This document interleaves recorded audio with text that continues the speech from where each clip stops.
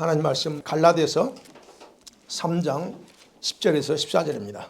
찾으셨죠? 같이 한 목소리로 읽겠습니다. 무릇 율법 행위에 속한 자들은 저주 아래 있나니 기록된 바 누구든지 율법책에 기록된 대로 모든 일을 항상 행하지 아니하는 자는 저주 아래 있는 자라 하였음이라. 또 하나님 앞에서 아무도 율법으로 말미암아 의롭게 되지 못할 것이 분명하니 이는 의인은 믿음으로 살리라 하였음이라.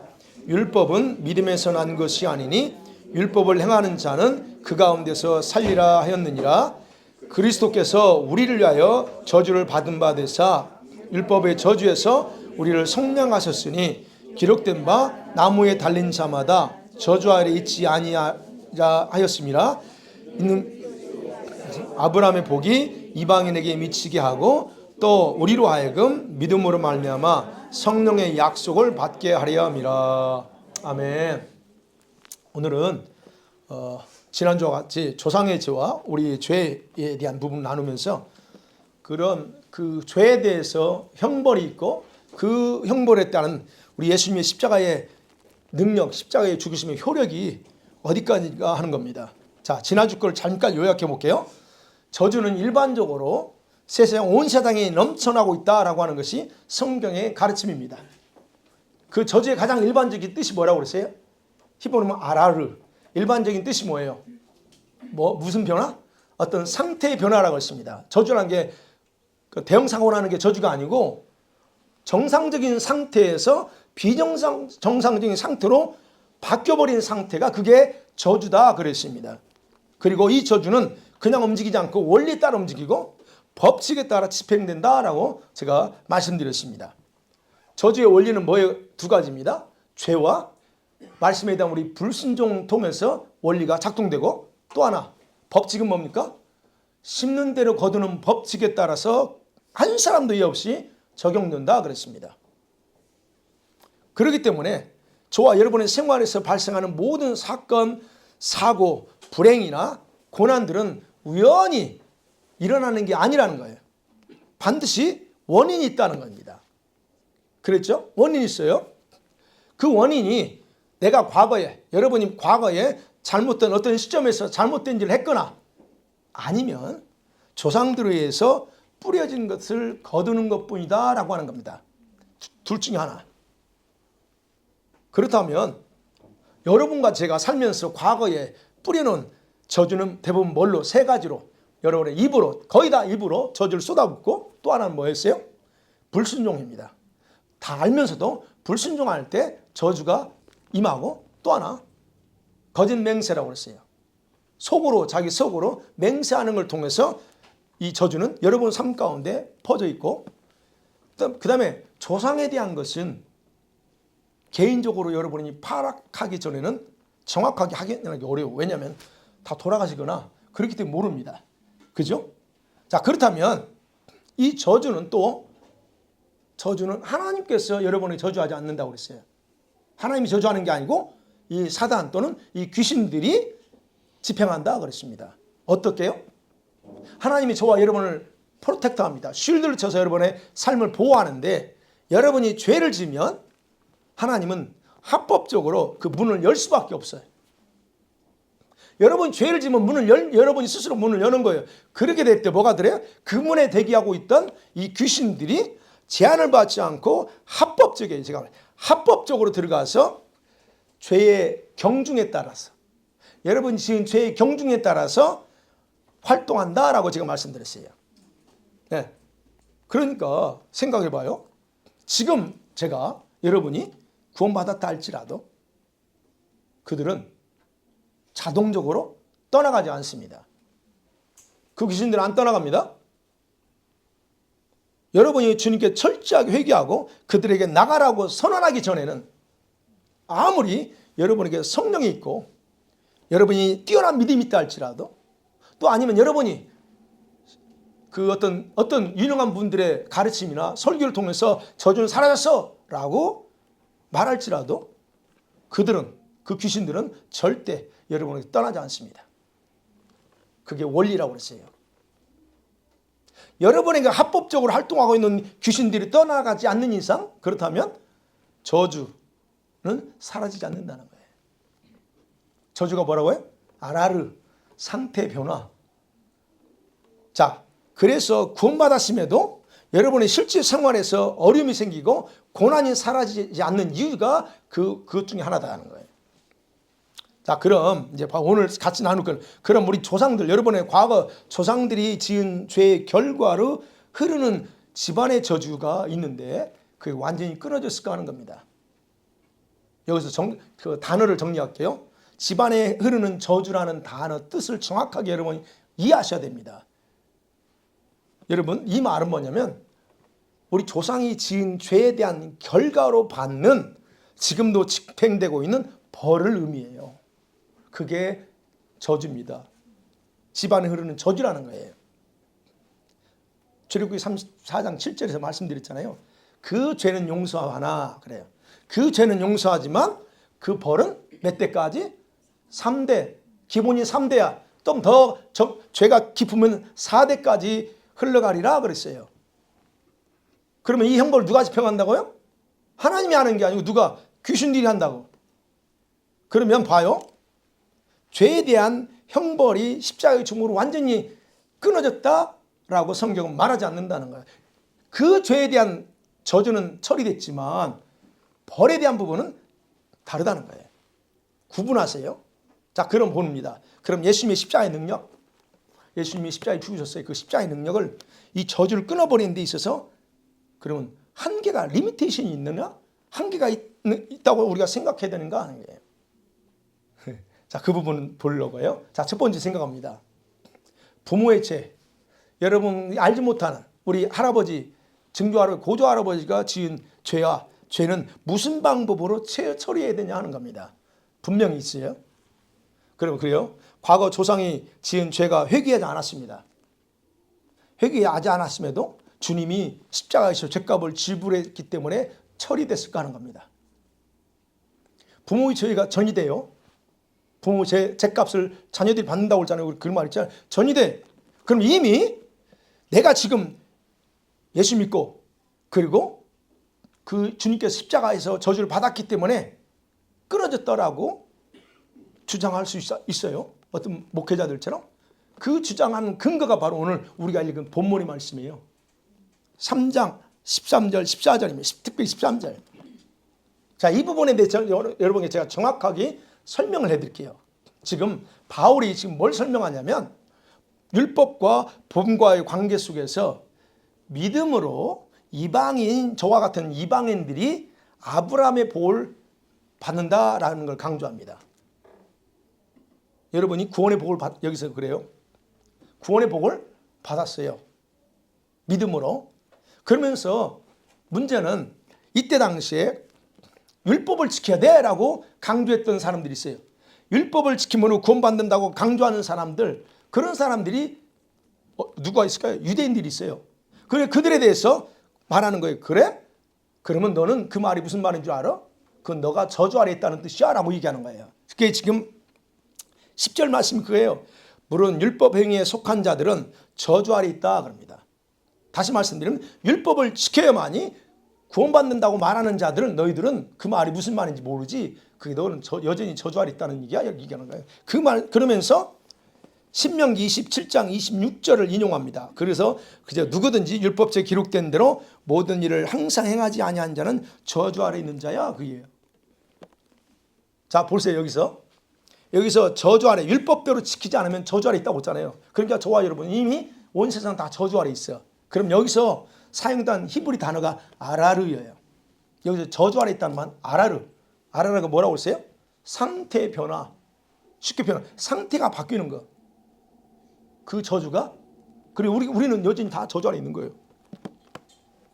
그렇기 때문에 너희가 율법을 지켜서 의롭게 될 수 없어 하는 거예요. 바울이 얘기하는 절대 의롭게 못 된다. 뭘로 돼? 오직 믿음으로만 의롭게 돼. 이걸 강조하는 겁니다. 그러면 보아요.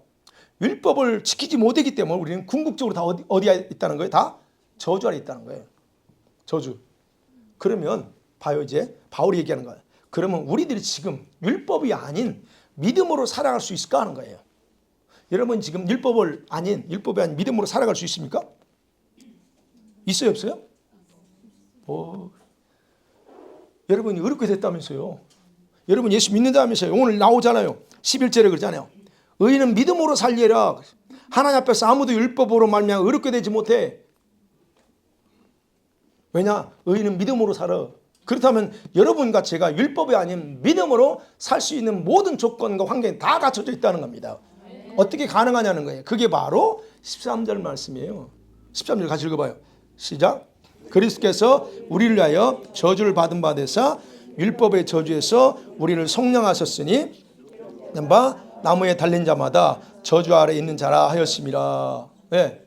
여기서 어떻게 가능해졌냐? 예수님이 율법에 따라서 십자가에서 저주받아서 가능해졌다는 거예요. 그죠? 그리스도께서 우리를 위하여 저주를 받았어요. 자, 보세요. 여기서 이제 단어를 볼게요. 그래서 저주를 받아가 율법의 자유에서 저에서 속량했다. 그럼 율법의 저주가 뭐라고 그랬어요? 아까 27장 여기 10절 거기 보면 신명기 27장 26절 율법을 지키지 못하는 다 저주와 그 저주에서 우리를 자유케 했다는 거예요. 지금 여기서는. 그럼 무슨 말이에요? 여기서는 단어가 뭐예요? 예, 저주받았다. 그 아래에 있는데 그것에서 그 저주를 위해서 우리가 해서 받으셔가지고 율법의 저주를 속량했다는. 그러면 여기서 예수님께서 저주를 받았다고 하는 그 말의 단어가 어떤 단어냐는 거예요. 신명기 21장 23절 가 보세요. 시작. 그날에 장사하여 내 하나님 여호와께서 내게 기업으로 주신 땅을 더럽히지 말라. 나무에 달린 자는 하나님께 저주를 받았음이라. 근데 저 저주가 뭐냐는 거예요. 단어. 아라르일까요? 어떤 다른 뜻일까요? 아라르가 아닙니다. 저거. 켈랄라라고 하는 히브리 단어예요. 켈랄라고 하는 뜻. 켈랄라라고 하는 단어 뜻은요. 악을 행한 것에 대한 벌 얘기합니다. 악을 했어. 그거에 대한 벌이 체벌이 들어가잖아요. 그 벌을 받았다는 얘기예요. 그러니까 대가 지불을 위해서 받은 거. 그러면 보여. 그때 당시에 여러분 아시죠? 왕 같은 거 두고 사울도 또는 그 블레스 사람들이 죽여놓고 매달려 버리 나무에 매달아 놔요. 왜 매달아 놓는 줄 아세요? 저놈이 죄지어서 그 죄값으로 저렇게 죽었어. 벌 받았어? 우리 한 말 벌 받았어? 라고 하는 것을 가르쳐 주는 거예요. 그 벌을 얘기합니다. 그 벌. 그러니까 나무에 달렸어요. 예수님이. 그 말은 무슨 말일까요? 예수님이 나무에 달렸어요. 뭘 치렀다는 거예요? 죄값을 치렀다는 거예요. Price for, pay for the price예요. of sin. 이 말이에요. 그래서 이걸 13절에서는 헬라 말로 카타르라는 단어예요. 카타르. 이거 뭐예요? 대가 지불을 위한 죽음을 당하는 걸 가리키는 말이에요. 그걸 이제 우리가 흔히 저주라고, 여기서는 저주라고 표현했어요. 대가 지불입니다. 뭘 위한 대가 지불?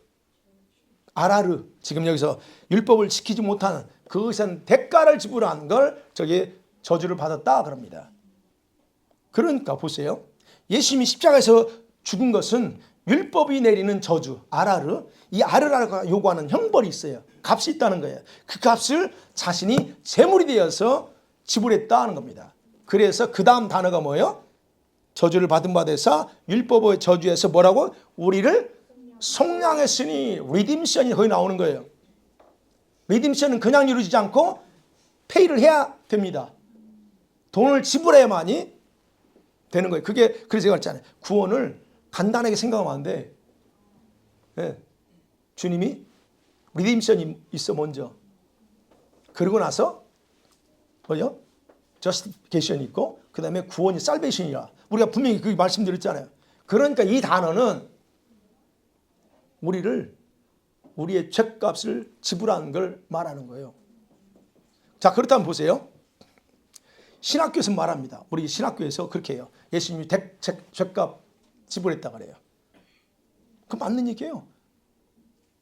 그러니까 얘기하는 거예요. 예수님의 죽음은 사람들에게 내리는 그 아라르 저주가 요구하는 값이 있어. 죄값, 켈랄라. 그 형벌의 대가를 의미하는 거예요. 그러니까 여러분 그 대값 지불할 필요 없어. 왜? 예수님이 한꺼번에 다 지불했기 때문에. 그래서 여러분 여러분은 지금도 언제든지 어떤 죄를 져도 지으면 안 되지만 어떤 죄를 졌다 할지라도 회개하면 여러분 그 모든 죄는 이미 예수님이 치러버렸기 때문에 더 이상 주님이 물어보지 않아요. 그 얘기합니다. 그래서 죄는 대가가 있어요. 반드시. 저주 때문에 여기서 이제 좀 더 구체로 나갈게요. 13절 14절 보면 이런 저주 때문에 아브라함의 후손이 아닌 이방인들, 그렇죠? 이방인들에게는 선택적인 구원의 축복이 주어지지 않고 막혀 있었어요. 이방인들이 하나님의 백성이 되는 건 쉽지 않았다는 얘기예요. 그래서 개 취급했죠. 저들은 저주받은 놈들이야. 왜? 선택받지 못했기 때문에 그럴 수밖에 없었어요. 그런데 예수께서 지금 나무에 매달려 죗값을 지불함을 통해서 어떻게 됐어요? 이방인의 구원과 그 다음에 그들이 성령을 받는 길이 열렸다는 게 14절이에요. 그래서 14절 그렇죠? 이는 이라는 단어가 왜냐하면입니다. 왜냐하면 예수님이 왜 그렇게 율법을 저주에서 우리를 죗값을 치루했냐? 왜냐하면 그리스도 안에서 아브라함의 복이 뭐예요? 8절에 기록되어 있습니다. 창세기 15장 6절에 나온 아브라함의 복, 이방인들이 복을 받는 거예요. 구원을 받는 거. 그 다음에 성령의 약속, 성령 체험할 수 있는 길이 열렸다라고 하는 뜻입니다. 그래서 창세기 15장 6절이 성취되는 거예요. 지금 바로 이 구절에서 말하고 있는 건 바울이 그 얘기를 하는 겁니다. 그렇다면 바울이 강조하는 것은 조상의 저주나 본인의 죄로 인한 저주가 제거되었다는 것이 아니고 막혀있던 구원의 문이 열렸다는 뜻이에요. 근데 우리 봐야죠. 그러면 이제 전체 다 봐요. 조상들이 지은 죄든 내가 지은 죄든 죄는 지어요. 우리는 다 짓게 돼 있으면 그 죄값은 어땠다는 거예요? 이미 지불됐다는 겁니다. 그래서 여러분이 회개하면 정죄감, 죄책감에서 언제든지 회복이 가능하게 된 거예요. 바로 그것 때문에 가능한 겁니다. 자, 그렇다고 하면 보세요. 예수님의 십자가 이후 죽음은 세상에서 지금 돌아오고 작동하는 저주의 모든 능력을 중지시킨 것이지 이미 저질러진 죄의 형벌을 면제한다는 의미가 아니라는 거예요. 제가 벌이에요, 벌. 사람들에게 작용하는 저주의 강력한 힘이 있어요. 근데 그 힘에 들려서 꼼짝하지 못하는 겁니다. 우리 사람들이. 근데 이제는 그랬던 저와 여러분이 예수님이 십자가에서 그 프라시를 지불함을 통해서 하나님께 온전히 반응하도록 되어 있다는 거예요. 이게 십자가의 죽음의 강력한 효력이에요. 바울은 이것을 설명하기 위해서요. 로마서 6장에서 중요한 원리를 얘기합니다. 그냥 제가 설명해 볼게요. 여러분과 제가 예수님 믿습니다. 그죠? 예수 믿는 게 어떤 사건이라고 바울이 로마서 6장에서 얘기하냐면 십자가에 죽었다는 걸 믿는다. 그러면 여러분이 동시에 여러분도 예수님처럼 십자가에 죽은 거요 라고 얘기하는 거예요. 믿으면 여러분이 안 죽었어요. 그죠? 예수님만 죽었지 여러분은 언제 십자가에 죽었습니까? 그런데 그 원리가 믿음과 동시에 여러분도 동시에 예수님처럼 십자가에 못 박혀 죽은 상태가 됐어요. 그게 얘기하는 거예요. 근데 십자가에 죽은 건 누구냐? 옛사람, 올드맨. 옛사람이 십자가에 못 박혀 같이 죽어버린 거예요. 그게 로마서 6장 6절 거기서 말합니다. 그래서 어떻게 됐어요? 따로 있는데 옛사람이 죽어버리고 내가 믿으니까 예수님과 내가 하나로 연합됐다라고 얘기하는 거예요. 하나요. 그래서 그 하나 됐다는 걸 어떻게 알 수 있어요? 어떻게? 그래서 바울이 얘기하는 거예요. 그렇게 연합됐다는 것을 그림의 언어로 나타내 준 것이 세례입니다. 여러분이 세례받 이번 주일날 돌아오는 주일에 우리 랍하고 우리 지우가 세례를 받아요. 세례받았다는 게 뭐예요? 내가 주님과 연합됐다는 거예요. 물속에 들어가는 건 뭘 의미합니까? 죽은 거예요. 근데 올라오면 뭐합니까? 다시 살아났다는 거예요. 그래서 세례예요. 자, 그래서 이제는 믿는 자들은 예수님과 함께 살아남을 통해서 사망의 저주가 다시 주장하지 못하게 돼 있다라고 하는 거예요. 그래서 이제는 죄에 대해서는 죽은 자가 되고 어떻습니까? 하나님에 대해서는 살아나 버린 거예요. 그 상태가 된 것을 얘기하는 거예요. 그래서 이제는 여러분이 자유롭게 하나님을 향해서 반응할 수가 있고 정상적으로 하나님에 대해서 나아갈 수 있게 됐다는 거. 그게 어떻게? 예수님이 저주를 받았기 때문에, 즉 대가를 지불했기 때문에 가능한 겁니다. 이게 바로 지금 로마서 6장에서 말하는 거예요. 대가 지불로 인해서 일어난 사건이요, 저와 여러분의 변화입니다. 자, 그럼 두 번째 생각해 볼게요.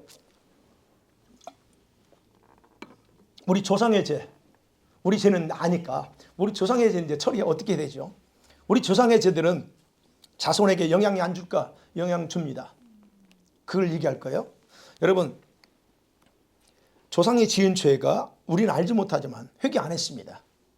우리 회개라는 단어를 지금에서 알지, 그죠? 그럼 회개하지 않았어. 그럼 내가 그 후순종이 하나인 내가 예수님 십자가를 믿는 순간에 모두 용서되었을까 하는 거예요. 여러분의 과거의 죄, 지금 앞으로 지을 죄, 예수님이 죄값을 지불했어. 그런데 회개를 안 해. 그럼 죄가 없어지나요?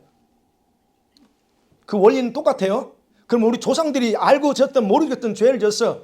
근데 내가 예수 믿는 사람이 됐어. 근데 조상은 예수 안 믿었어. 그 죄 없어집니까? 아니요, 안 없어요. 그게 성경에 나오는 거예요. 만일에 용서된다라고 말하면 과연 이스라엘 백성들이 어째서 조상들이 지은 죄의 결과로 포로 생활하고 그렇게 멸망을 당해야 되냐는 거예요. 생각해 보세요. 성경에 나와. 여러분, 히스기야의 아들, 히스기야가 어떤 왕입니까? 아주 하나님께 충실했던 왕 중에 하나예요. 근데 히스기야의 아들이 누굽니까? 그 다음에 이름 므낫세입니다. 므낫세가 12살 때 왕이 돼요. 히스기야가 죽을 병이 되었을 때 생명 연장 몇 년 받아요? 15년 받아. 그러니까 그때 태어난 아들이야. 그 12살 돼서 이 아들이 왕이 돼요. 그런데요, 이 므낫세가 얼마만큼 사악하고 가증한 죄를 지었는가에 대해서 아주 열왕기하 21장에 아주 상세하게 기록되어 있습니다. 어마어마한 죄를 지어요. 어떻게 그런 죄를 지을 수 있는가?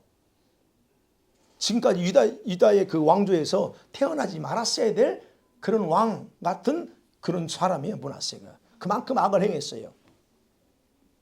그래서 하나님께서요, 이 므낫세가 지은 죄 때문에 너무 우리가 열받았어요. 내가 다른 건 다 이해하고 다 용서하는데 이 므낫세가 지은 죄가 너무 악하니까 열받아가지고 어떻게 해요? 유다를 완전히 멸망시켜버리겠다고 선언합니다. 완전히 멸망시킨대요. 뭐 또 성전도 다 파괴해버리겠대. 그 정도였어요. 자, 그것에 대해서 열왕기하 23장 25절, 26, 27절에 기록되어 있으면 같이 볼게요. 시작.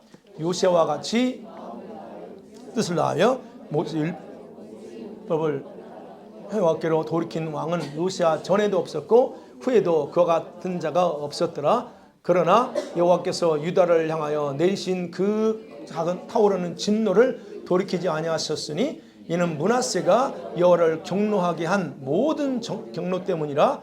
여호와께서 이르시되 내가 이스라엘 물친 것 같이 유다도 내 앞에서 물리치며 내가 택한 이 성 예루살렘과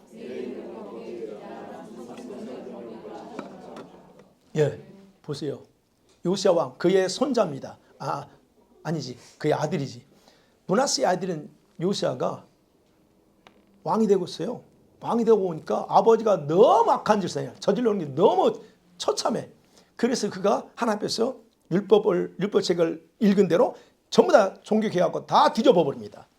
어마어마한 개혁을 해요. 그래서 나오는 거예요. 요시야 같이 하나님 앞에 그런 사람 없어. 그럼에도 불구하고 그럼 우리가 생각할 때 요시야가 그렇게 착한 일 했으면 좀 봐주면 되지 않아요? 근데 그렇게 말하지 않습니다. 그러나 합니다. 6절에서 그러나 합니다. 뭐라고 그래요? 내가 다 쓸어버리겠다. 그러면 저기 나오죠. 택한 이 예루살렘 성도 초토화시키고 거기 내 이름 둘이라는 이 성전 다 파괴하겠다는. 누구 때문에? 므낫세가 지은 죄 때문에. 그 죄가 어마어마하게 컸어. 하나님이 경노했다는 겁니다. 아니, 조상의 죄가 필요 없다면 왜 하나님이 므낫세 죄를 들먹여요? 요시야를 보고 좀 잘하면 되지. 그런데 그러지 않는다는 거예요. 여러분, 느헤미야 1장 6절 7절에도 이런 말이 있어요. 같이 볼게요. 시작. 주의 종들인 이스라엘 자손을 위하여 주야로 기도하며 우리 이스라엘 자손이 주께 범죄한 죄들을 자복하오니 주는 귀를 기울이시며 눈을 여시사 종의 기도를 들으시옵소서. 나와 내 아버지의 집이 범죄하여 주를 향하여 크게 악을 행하여 주께서 주의 종 모세에게 명령과 윤리와 규례를 지키지 아니하였나이다. 분명히 말하죠. 느헤미야는요, 자신이 포로 생활을 하고 있어요 지금. 근데 왜 포로 생활하느냐? 자기가 지은 죄가 없어요. 근데 뭐라고 그래요? 조상들이 조상들이 율법을 지키지 않았어라고 고백합니다. 그것을 또 있어요. 다니엘서 9장 6절 7절에도 다니엘도 그걸 깨달아요. 같이 볼게요. 시작. 우리가 또 주의 이름으로 우리 왕들과 우리의 고관과 조상들과 온 국민에게 말씀하신 것을 듣지 아니하였나이다.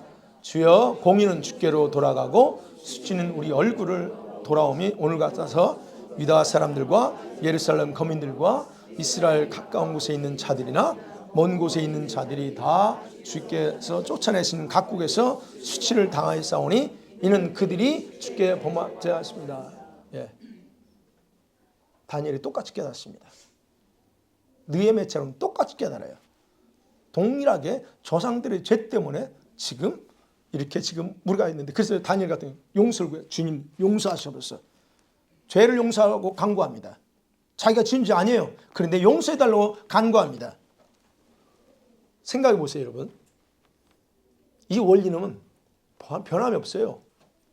그래서 성경은 명확하게 이 부분에 대해서 정확하게 가르치고 있다는 거예요. 우리가 상식적으로 생각해 보자고요.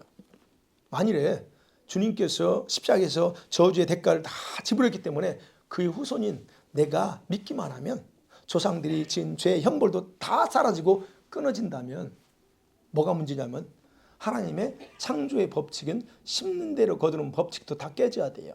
지금 그것이 진행돼서 안 됩니다. 이 심는 대로 거두는 법칙은 우리가 천국 갈 때까지 변함이 없습니다. 이 법칙에 근거해서 우리가 천국에 가서 상급이 다 달라지고 여러분의 위치가 다 달라지는 거예요. 이 법칙 때문에 대충 조금 예쁘게 한 사람 더 이게 아니에요. 여러분이 어떤 일을 했느냐, 어떤 걸 심었느냐에 따라서 다 달라진다는 거예요. 그래서 깨져야 돼. 이 만일에 그렇다면 깨져야 돼. 그리고 출애굽기 34장 7절에 선언된 3, 4대까지 연결된다는 그 벌이 연결된다는 원칙도 다 처리돼야 됩니다. 없어져야 돼요. 그 말씀도. 그래서 얘기하는 거예요. 여러분 이런 가르침에 동조하든 말든 부정할 수 없는 사실 하나 있어요. 부정할 수 없다는 거. 그 뭐냐?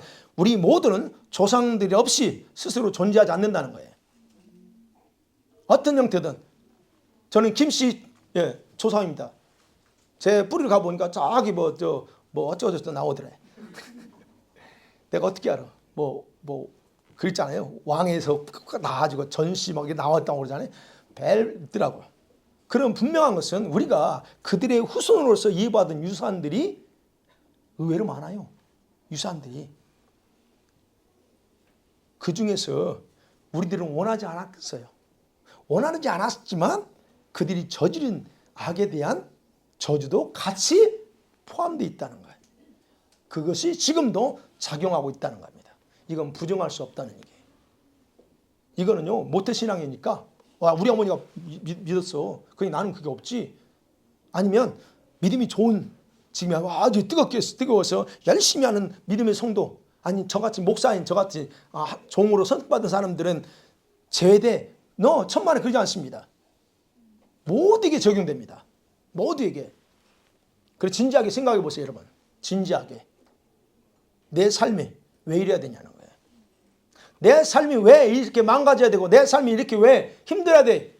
내가 하고 싶은데 나는 진짜 주님께 가까이 가고 싶은데 왜 안 되냐는 거예요. 진짜 그렇죠. 왜 그러냐는 거예요. 여러분 아무리 모든 사람들은 누구도 자기 삶을 망가지고 또 그렇게 삶을 살고 싶은 사람 아무도 없을 거예요. 진짜 지금 내 모습 보니까 안 되겠어요. 바꾸고 싶어. 그러지 않는 사람 어디 있어요? 다 있어요. 그런데 내 힘으로 안 된다는 거예요. 그죠? 안 돼, 내 힘으로. 나는 몰라서 과거에 어떤 악을 행할 수도 있고 잘못된 선택일 수 있어요. 지금 왜 그때는 몰랐을까? 여러분 이게 뭘 의미하느냐 하면 이겁니다. 지금 현재, 과거 말고요. 지금 현재를 살아가는 여러분이 하나님 앞에서 얼마나 조심스럽게 신실하게 살아가야 가는가에 대한 경고라는 거예요. 이게. 그래서 우리 부모들, 엄마 아빠들 자녀에게 그대로 영향 갑니다. 여러분이 신앙생활을 여러분 마음대로 하면 아이들도 그대로 보고 마음대로 합니다. 그거 아셔야 돼요. 아이들이 그대로 답습해요. 예배 중요성 모릅니다. 엄마 아빠가 예배 중요성을 몰라. 시간 안 지켜. 필요할 때는 오고 필요 없으면 주일날 안 와. 아이들은 그대로 보고 그대로 답습합니다. 주일날 안 와요. 왜? 우리 엄마 아빠가 그렇게 하더라. 이게 누구한테 오는 게 아니에요. 그대로 전이 되는 거예요. 제가 그래서 주일날 절대 무슨 일 있어 주일은 꼭 지키라고 강조하는 이유 중에 하나. 애들이 그대로 보거든. 그리고 예배 시간 제발 늦지 마라. 그것도 강조하는 이유가 애들 그대로 해요. 그래서 여러분 자녀가 왜 그러냐고? 내가 그랬어. 그러니까 그러는 거예요. 일단 그 조상들의 문제는 그겁니다. 그래서 여전히 우리에게 있다 하는 거야. 자, 그럼 마지막 그러면 이걸 어떻게 처리해야 될 거냐는 거예요.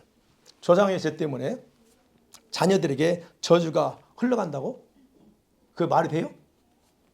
이 표현이 정확할까? 어떻게 생각하세요, 여러분? 자, 이 말이 그렇다면 여기서 또 한 가지 이제 의문점을 제기하는 분들이 있어요. 아니, 성경에 풀어가야 될 게 있다는 게 성경에서 하나님의 용서의 하나님, 우리의 모든 죄를 기억도 하지 않고 다 동에서 서해처럼 먼 것처럼 다 잊어버린다고 하시는 이런 말씀들을 그런 목사님 어떻게 해석해야 되냐, 이해해야 되냐 하는 겁니다. 자, 그 부분에 대해서 성경이 나옵니다. 이런 여러분이 생각하는 그런 말씀 같은 구절들이 나옵니다. 신명기 24장 16절에 같이 볼게요. 시작. 아버지는 그 자식을 죽임을 당하지 아니할 것이요 자식들은 그 아버지로 말미암아 죽임을 당하지 않을 것이니 각 사람은 자기 죄로 말미암아 죽임을 당할 것이니라. 예, 자기 죄로 죽어요. 그 다음에 시편 103편 8절에서 10절 시작. 여호와는 긍휼이 많으시고 은혜로우시며 노하기를 더디하시고 인자하심이 풍부하시도다. 자주 경책하지 아니하시며 너를 영원히 품지 아니하시로다. 우리의 죄를 따라 처벌하지 아니하시며 우리의 죄악을 따라 우리의 그대로 갚지 아니하셨으니 12절 동에서 먼 것처럼 우리의 죄가를 멀리 옮기셨으며 할렐루야. 엄청 올렸답니다. 자, 예레미야 31장 29, 30절 시작. 그때 그들이 말하기를 다시는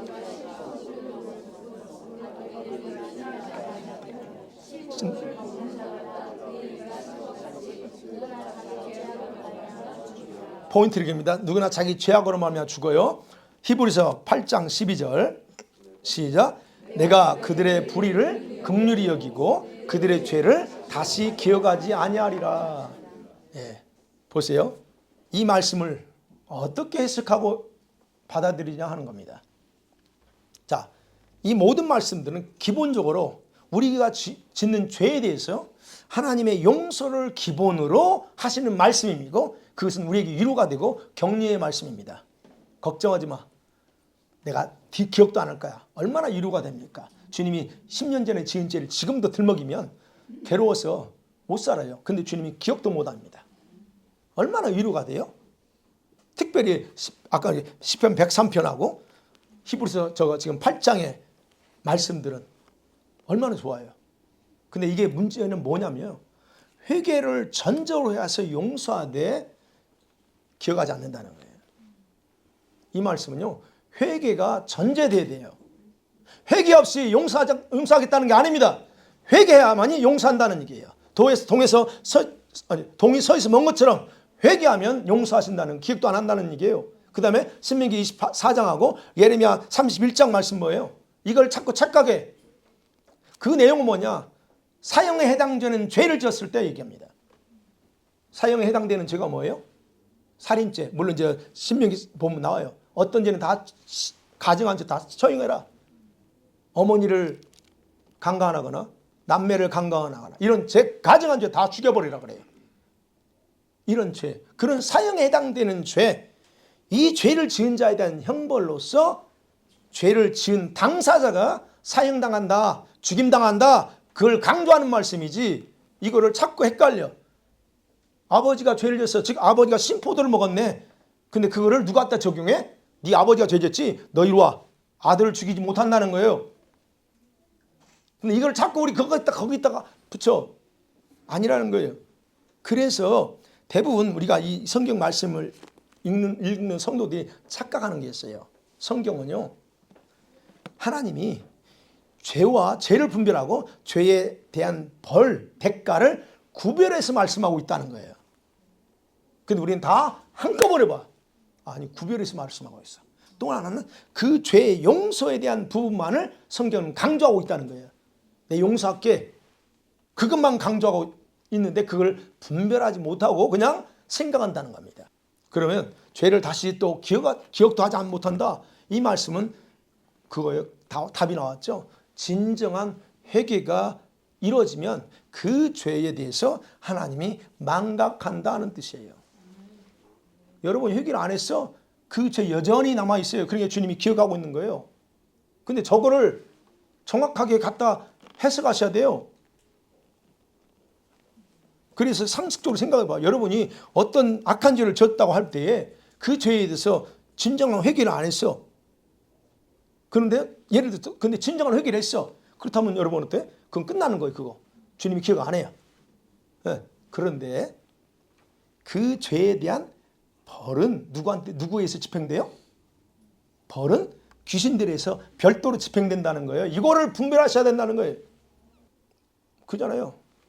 상적으로 여러분 많이 도둑질했어. 진짜 도둑질했습니다. 누굴 사기쳐가지고 착취했어. 쳤다면 그러면 내가 잘못했습니다 하고 하나 배우게 하면 용서받습니다. 하나님 내가 진짜 그 잘못했네요. 내가 잠깐 한순간에 깨가지고 그냥 그런 못된 짓 했습니다. 용서해 주세요. 용서하면 용서받습니다. 그 죄는 용서받아요. 근데 뭐가 문제예요? 그 죄로 인해 발생한 결과 벌은 대가로 지불을 해야 그게 정상이에요. 우리 사회에서도 그렇잖아요. 세상 법에서 어떻습니까? 죄의 대가는 어떻게 해요? 처벌받게 하잖아요. 네. 그렇게 세상 법도 그러는데 하나님께 한 번 회개했다고 그 벌까지 제거된다라고 생각하는 것은 착각이라는 겁니다. 성경은 그렇게 말하고 있잖아요. 아까 그랬지. 예수님이 십자가에 저주받은 건 어떤 거예요? 율법을 지키지 못하는 게 아라르가 요구하는 켈랄라 벌을 받은 거 대신.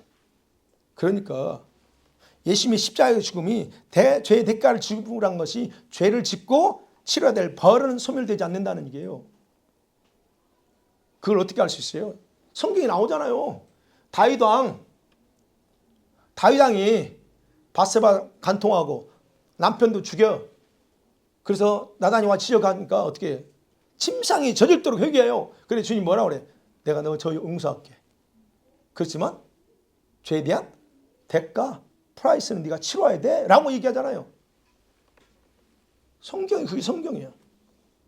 자, 그렇다면 일단 이제 봐요. 정리해 볼게요. 그렇다면 우리 조상들이 지은 죄 중에서 회개하지 못한 것들 중에서 그 죄들은 어떻게 처리해야 되냐는 거예요. 여러분이 예수 안 믿으면 상관없어. 안 믿으면 그냥 뭐 불행을 당하든 뭘든 그냥 그런갑다 인생이 그런갑다 하고 갈 거예요. 근데 우리는 이제 예수 믿는 자녀가 되고 하나님의 자녀가 됐어. 그렇다면 이 부분에서 별거리 생각할 수 없다는 거예요.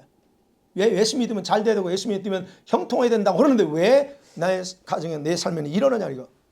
원인이 바로 그것이다 하는 거예요. 자, 그러면 여러분이 살면서 지은 죄를 처리할 수 있는 방법은 뭡니까? 회개요. 네. 기본적으로 하나님은 저와 여러분이 지은 죄를 전적으로 용서하시는 진짜 정말 좋으신 분입니다. 할렐루야. 얼마나 좋으세요. 여러분이 어떤 죄를 졌어도 회개만 하면 그냥 싹 덮어버립니다. 하나님 그걸 아세요. 여러분이 믿음을 가지고 살지만 잘못하고 죄 지을 줄 다 알아 미리. 그래서 언제든지 돌아오면 내가 받아줄게 하는 모습으로 여러분을 기다리신 분이 그 하나님이시라는 거예요. 얼마나 좋으세요.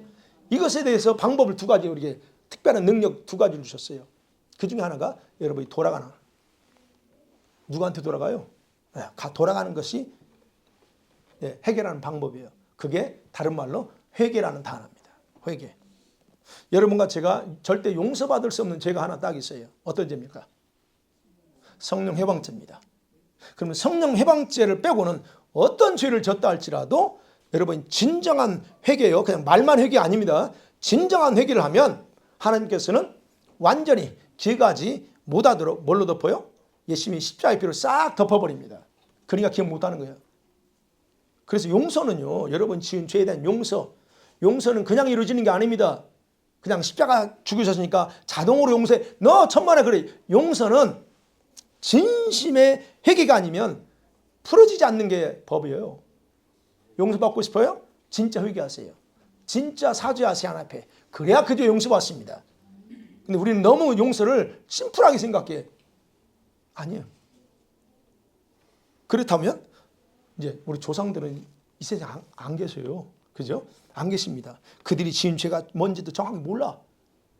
근데 문제는 그들이 행한 악행은 결과는 우리 후손들에게 흘러올 수 있어.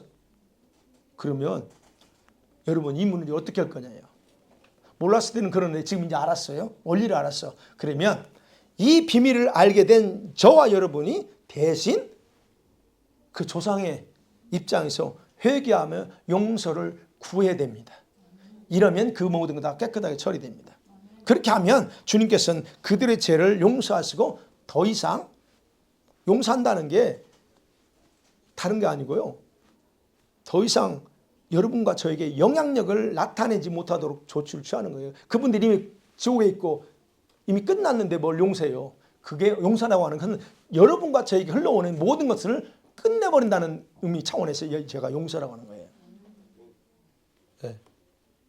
그래서 회개하셔야 돼요. 두 번째 이걸 끊을 수 있는 방법은 뭐냐면 여러분의 선택권을 행사하셔야 됩니다. 여러분은 선택권이 있어요. 이 말은 무슨 선택권이라는 게 뭐냐면 조상 것들을 거부하고 취소할 수 있는 권리가 여러분에게 주어졌다는 겁니다. 그게 선택권이에요. 그런데 우리들은 이 권리가 있다는 것도 모르고 권리를 어떻게 사용하는지도 거기에 대한 지식도 없이 그냥 살아왔어. 교회만 다니면 다 뭐 끝난 걸로 알고 있고 근데 왜 그렇게 교회를 다니고 예배 생활하는데 왜 문제가 많아? 그 뭐예요? 자 그러면 이제 결론이 나오는 거죠. 저와 여러분 지금까지 당연 많은 불행, 어려움들 우리가 여러분이 원했나요? 원하지 않았습니다. 사실은. 그럼에도 불구하고 나한테는 이미 주어졌어요. 그래서 이제는 더 이상 그 모든 것들이 나한테 작용하지 못하도록 여러분에게 있는 선택권을 당당하게 선언하라는 거예요. 여러분 환경에 선언하셔야 돼요. 여러분 그 문제들에게 선언 안 되고 어떤 사건이 벌어져서 그 사건들과 그 속에서 활동하는 이 귀신들에게 그들이 가진 활동 권한을 취소하고 거부하셔야 됩니다. 이게 무슨 말이냐면 말씀드렸잖아요. 죄를 지으면 요놈들은 합법적으로 들어와. 여러분 생애 속에 여러분 블러드라인에 들어와. 그러면 그네들은 권한을 가지고 있어요. 여러분이 권한을 준 거 아니면 여러분 조상이 권한을 줬어. 그래서 이놈들은 권한 가지고 지들 마음대로 활동한단 말이에요. 그러면 이거를 여러분 이제 알았기 때문에 그 권한을 취소해야 된다. 너 스탑. 지금부터 그만해. 여러분이 선언하셔야 돼요. 우리가 몰라서 그걸 저도 그랬고 몰랐어요. 그래서 이 두 가지가 하나님께서 주신 특별한 능력입니다. 그래서 여러분이 선언하면 그걸로 끝나요. 얼마나 심플합니까? 여러분 말씀 맺어볼게요. 저주의 원리는 자기가 여러분이 작동을 금지시키지 않으면 여러분의 삶에 잘 돌아가지 않습니다. 작동 금지시켜야 돼요. 오해하지 마세요. 십자가의 능력, 예수님의 십자가의 능력 자동 시스템으로 돌아가지 않습니다. 이미 그건 온 세상, 온 인류에서 주셨어요. 십자가의 능력 다 주셨어요. 그렇지만 그것이 여러분 믿는다고 해서 자동으로 돌아가는 시스템 아니에요. 착각하지 마세요. 네. 내가 저주를 풀어놨어. 그럼 어떻게 해야 돼? 그거를 내가 다시 거둬야죠. 취소해야죠. 그게 원리예요. 근데 십자가의 능력이 있으니까 주님 십자가 알아서 해주세요. 그게 자동으로 되는 게 아니라 그렇게 생각하는 자유지만 절대로 그건 불가능해요. 이게 원리예요. 그리고 아까 말한 조상, 여러분이 조상의 죄로부터 스스로 끊지 않으면 그건 사라지지 않습니다. 그러나 이제 제가 뒤에서 말씀드리겠지만 여러분이 이 부분에서 이제는 한번 보세요. 여러분 타고난 질병이 있어요? 자녀에게 아픔이 있어요. 여러분의 개인에게 있다? 그럼 여러분 반드시 배경조사를 하라 그랬습니다. 제가 조사해 보세요. 여러분 조상들에 조사해 보세요. 그 파악이 안 될 수도 있어요. 그렇다면 제가 그랬죠. 여러분이 영혼이 아이들이 태어날 때는 영혼이 깨끗하고 완전한 생명이 보내죠. 그런데 아이들에게 이상한 생각지도 않은 질병이나 이런 아픔이 와. 이 왜 그러냐는 거예요. 천국에서 왔을 때는 완벽했는데 그건 다른 게 아니라 이런 어떤 것들에 의해서 주어진다는 그것이 어떤 거다. 그래서 얘기하는 거야. 이제 그것들을 여러분이 회개하고 거부권을 행사하면서 중지시켜 스탑시켜야 된다는 겁니다. 조상이 지은 죄가 무엇이든 간에 그 형벌은 영원히 가지 않습니다. 그 형벌은 영원히 안 가요. 걱정하지 마세요. 성경이 뭐라고 몇 대까지? 최하는 3대, 최고는 4대까지예요. 그게 그 신명기 34장 7절 기록되어 있잖아요. 그렇다고 하면 무슨 말이에요? 3대나 4대가에서 그 저주가 끝난다는 거예요. 끝날 때에는 하나님의 새로운 축복이 그 가정에 흘러갑니다. 왜요? 그래야 가정 회복돼. 그런 죄 안 짓고 사는 사람은 어디 있습니까? 그럼 만일에 이대로 하면 다 쫄딱 망해버리죠. 그래서 하나님이 3, 4대 딱 정해놨어. 그래서 다시 회복시킵니다. 그리고 선포한 말씀대로 완성하세요. 만일에 아니 이 저주가 뭐 10대까지 가버린다 생각해봐요. 그러면 선포된 말씀을 주님이 3, 4대라고 한계를 정해놨는데 그러면 스스로 말씀 안 지키는 거예요. 그래서 주님이 말씀을 이루기 위해서 3대, 4대에서 딱 끊어버려 더 이상. 그리고 새로운 축복을 하신다는 거예요. 제가 왜 이 부분에서 자신감 있게 말씀드리는지 아시죠? 제가 당사자거든. 제가 이것의 피해자예요. 여러분은 저의 성경 공부에서 얘기를 많이 했기 때문에 제가 당사자예요. 제가 5대째. 저희는 4대까지 4대째 참 그 죄가 커. 그러니까 그 몇 대까지 간다고 하는 그 죄의 경중에 따라 그러는 것 같아요. 제가 볼 때. 저희는 살인이었어요. 살인죄. 누군가를 죽이는 건 이게 엄한 거예요. 근데 그게 제가 5대째예요. 5대째. 그러니까 이게 여러분 보세요. 저 입장에 주님이 저한테 이거는 모든 가르쳐 줬고 이걸 처리하게 했고 그래서는 여러분에게 이 부분에서 아주 누가 뭐라고 해도 제가 성경적으로 다 갖다 대서 얘기할 수 있어요. 대상이 나였기 때문에. 자, 그래서 봐요. 조상이나 부모들은 전혀 주님을 믿지 않았어. 우리 저 때부터 예수 믿었어요. 우리 집안은. 그전엔 예수님 몰랐어요. 안 믿었어. 그러면 생각해 보세요. 안 믿었던데 내가 그 중에서 우리 집안에서 처음 예수 믿는 사람이네? 라고 할 때 여러분 잘 들어보세요. 부모님이 믿었던 사람 말고 부모님 입장에 부모 세대예요. 근데 내 세대, 지금 현재 나는 내가 첫 대였습니다. 우리 김씨 집안에 김씨 집안에 있어요. 우리 큰아버지 쪽에 누님이 서울 가셔서 어떻게 감사하게 예수 믿었어. 그 다음에 우리 아버지가 둘째였어요. 둘째 집안에 제가 처음 믿었어요. 믿게 된 건 누나가 저보 바로 위에 누나가 일찍 10대 때 죽었어요. 그때 성경 이제 기도원 옆에 준 거 성경 읽어본 거지. 그렇지만 그것이 나한테 바로 된 게 아니에요. 그러고 나서 어쨌든 이런저런 일로 해서 내가 예수 믿었어요. 그러고 나서 예수 믿고 나서요. 1년도 안 돼서 아버지가 돌아가셨어요. 아버지가 젊은 때 돌아가셨어요. 40대 중반에. 왜 돌아가셨는지 난 몰랐어요. 이런 어떤 모든 과정들이 결국 그래서 제가 그때 예수 믿었어요. 그리고 나서 제가 이제 전도하고 해서 부모님, 동생들 다 했죠. 여러분 무슨 말씀이냐면 이거예요. 내가 첫대로 예수 믿게 됐습니다. 그럼 무슨 말이에요? 그 중에서 내가 선택받았다는 거예요. 여러분 집안에서 여러분이 선택받았다는 거. 이게 특별한 축복이라는 겁니다. 그리고 이거는 전적으로 하나님의 계획이라는 거예요. 왜? 내가 했잖아요. 우리 집안이 다 망했어요, 사실. 우리 김씨 집안에. 삼형제요. 고모들은 이미 다 술로 자살로 다 끝났어요. 이게 무서워요. 이거는 제가 당사자이기 때문에 말씀드릴 수 있어요. 자, 그러면 보세요. 이제 3, 4대까지라고 그랬잖아요. 그러면 5대째 나는 회복돼야 돼. 그러니까 주님이 나를 회복시키는 거예요. 그리고 특별하게 선택했어, 나는. 그래서 내가 얼마나 감사한지 몰라. 이걸 알고 나서. 야, 나 같은 사람 선택했다. 그래서 여러분, 어떤 거? 여러분과 저의 블러드라인에 그 계획을 해서 선택받았다는 거예요. 그 사실 믿으셔야 됩니다. 믿든 말, 여러분 자유지만 믿으셔야 돼요. 그 계획이 무엇인가를 또 파악하는 게 더 중요하죠. 이게 뭘까? 하나님이 왜 나를 쳤대? 이렇게 예수 믿게 하고 했을까 하는 거예요. 근데 우리들은 이거에 대해서 잘 하지 않아요. 몰랐기도 했고, 여러분 귀신들이 더 이런 비밀이 있는데 이 비밀을 알지 못하도록 더 장난질하기도 합니다. 그래서 여러분과 제가 저처럼 주님을 믿는 1세대이기 때문에, 그렇다면 1세대이잖아요. 그렇다면 새로 개척하는 거예요. 얼마나 고통스러울까요? 새로 개척한 것 같아서 고난과 어려움과 연단이 굉장히 많습니다. 새 빠지게 고생해요. 아이고, 이 연단. 제발 저는 20대부터 이거 왜 나만 받아야 되나 그렇게 원망하고 많이 했어요. 그 얘기했잖아요. 왜 그랬는지 다 얘기했어요. 여러분, 왜 그런 연단이 많을 수밖에 없냐? 그동안 사단에게 속아서 살아왔잖아요. 그래서 더러워진 영계, 그 집안에 흐르는 모든 거 다 새롭게 퓨리파이 해야 돼. 정화시켜야 돼. 그 과정이 필요해. 그러면 그놈들이 가만히 있나? 가만히 안 있어요. 영계에 있어요. 그러니 얼마나 이 영적인 전쟁이 심할 거예요. 그러니 나는 아무것도 모르는 나는 그냥 터지고 깨지고 피 틀리고 난리 나는 거예요.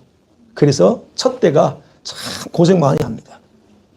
그래서 현재 여러분의 생활이 어떤 상태다, 참 힘들어, 어떤 어렵다, 어떤 상황 속에 그럴지라도 여러분 이러한 영적인 원리를 기억하라는 거예요. 여러분이 여러분 집안에 영적인 새로운 가문을 세워나가는 개척자라는 겁니다. 아멘. 개척자가 처음에는 힘들잖아요. 네, 고생이 많잖아요. 그런데 그것이 씨를 뿌리는 거예요. 토양을 닦고 씨를 뿌립니다. 그래서 자손들은, 내 후손들은 놀라운 영적인 축복을 받게 돼 있어요. 그래서 내가 희생까지 이민 1세대들이 얼마나 고생합니까? 똑같은 원리예요. 그렇기 때문에 여러분이 지금까지는 잘못 살아왔을지라도요, 아니면 어떤 고통을 당하고 여기까지 왔을지라도 그것은 심플하게 생각하세요. 대가지 부렸다? 아, 그러네? 라고 간단하게 생각하십시오. 대가지 부려. 내가 원했든 원하지 않던 거네. 그랬어. 그러나 중요한 건, 그러나 이제부터는 달아야 된다는 거예요. 이제는 정확하게 여러분에게 제가 말씀드릴 수 있는 것은 그런 모든 생활은 더 이상 지속하지 않을 거라는 겁니다. 여기 오신 분들은 이런 지속되는 그런 과정, 대가지불 과정을 끝내기 위해서 오신 분도 있어요. 이미 끝난 분도 있고, 근데 그걸 모르는 분도 있고. 그래서 여러분, 더 이상 지속이 안 됩니다. 여기 계신 여러분들은 기뻐하세요. 더 이상 지속이 안 될 겁니다. 하나님께서 바로 여러분을 선택해서 이곳에 불러 모았기 때문에 그래요. 저는 그 부분에서 제가 자신 있게 누구한테도 자신 있게 말씀드릴 수 있다고 그랬어요. 왜요? 이곳은요, 아무나 오지 않는다고 그랬어요. 이곳에 오는 분들은 과거의 모든 저주나 재앙을 다 치른 자들, 그리고 이제는 회복시켜야 될 자들, 그런 사람들이 하나님께서 특별히 선택해서 모인 공동체이기 때문에 그래요. 그래서 여러분에게 더 이상 저주가 없습니다. 흘러가지 않을 겁니다. 그러므로 여러분은 이제 여러분은 운명을 새롭게 창조해서 자신의 신부로 만드실 신랑 되신 예수님께만 딱 붙어 있어야 됩니다. 아멘. 그분이 원하는 것이 무엇인지 알고 그대로 순종하기를 거부하지 마세요. 이제는 여러분이 하실 일은 순종하기를 거부하면 안 됩니다. 그리고 여러분이 고집 부리고 거부만 하지 않으면 반드시 주님은요, 여러분을 최고의 사랑으로 채워주실 겁니다. 그 예수님께만 초점 맞추고 그분을 더 뜨겁게 사랑하면서 여러분이 완전한 모습으로 회복되는 그런 놀라운 축복이 있기를 간절히 축원합니다. 아멘. 이 시간에 같이 한번 말씀 생각하면서 기도합니다.